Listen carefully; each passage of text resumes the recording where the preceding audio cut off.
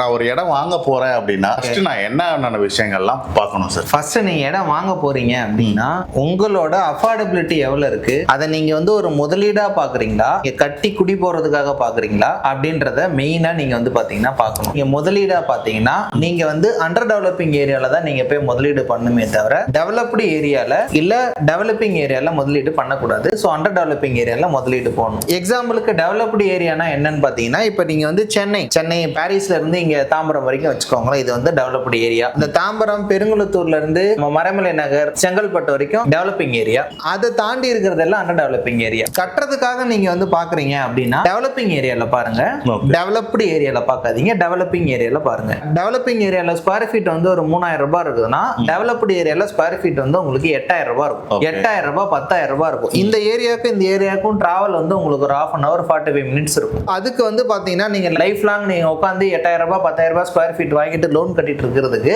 நீங்க வந்து டெவலப்பிங் ஏரியால வந்து நீங்க வந்து பாத்தீங்கன்னா இடம் வாங்கலாம்.